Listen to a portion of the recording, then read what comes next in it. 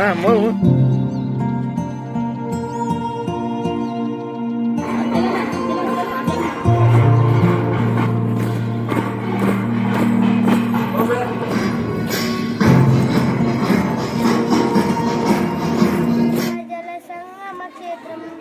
రంగుల హరివిల్లులు విలసిల్లిన నిలయం భారతదేశం మన ఉన్నతమై శివగిరి శిఖరం దక్షిణాన వీరు అంతా కలిసి మనమొకటే కొలిచే దేవతలెందరూ ఉన్న తల్లి భారతి మనమొకటే నీవు నేను వారు వీరు అంతా కలిసి మనమొకటే కొలిచే దేవతలెందరూ నిన్ను మించిన దైవం మాకున్నదేమి తాత తండ్రులు ఉండి పొంగాచే తల్లి ఎట్లా తీర్చుకోలే నేల తల్లి జనని జనని జనని జయ తెలంగాణ నీ వంటి తల్లి లేదే జ్యోతిలోన కంటి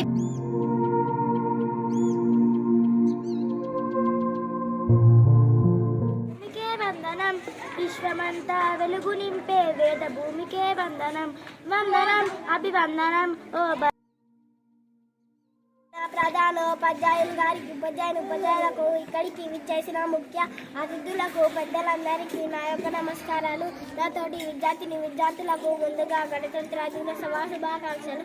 నా పేరు శాంత. ఈరోజు మనం 75వ గణతంత్ర దినోత్సవం వేడుకలు జరుపుకుంటున్నాము. మన భారతదేశంలో గణతంత్ర దినోత్సవం ప్రతి సంవత్సరం జనవరి 26వ తేదీన జరుపుకుంటాం. 1915 జనవరి 26వ తేదీన భారత రాజ్యాంగం అమల్లోకి వచ్చినందున ఈరోజు గణతంత్ర దినోత్సవం జరుపుకుంటాం. మన భారత రాజ్యాంగను డాక్టర్ బిఆర్ అంబేద్కర్ మరియు డాక్టర్ రాజేంద్ర ప్రసాద్ గారు రచించారు. మన భారత రాజ్యాంగను రచించడానికి 2 సంవత్సరాలు 11 నెలల 18 రోజులు సమయం పట్టింది. భారత రాజ్యాంగం ప్రపంచంలోకెల్లా పెద్దది మరియు దీనిని లిఖితపూర్వకంగా రచించారు. జనవరి 26, 1915 భారతదేశం పూర్తిగా లౌకిక ప్రజాస్వామ్య దేశంగా రూపొందింది.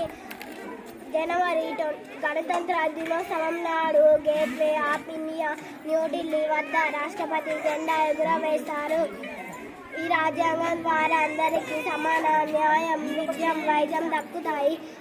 ఇది ఒక జాతీయ పండుగ.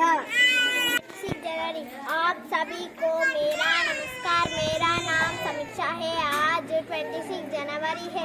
सबसे पहले आप सभी को गणतंत्र दिवस की हार्दिक शुभकामनाएं.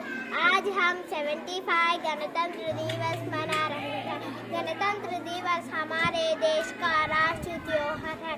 26 जनवरी 1950 को भारत का संविधान लागू हुआ था.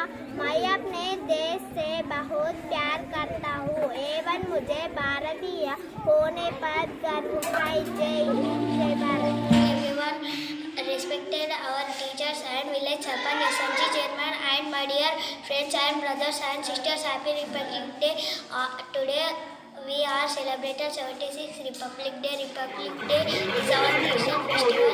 On 26 January 1950, our Constitution come into force. We should respect our Constitution. I am proud to be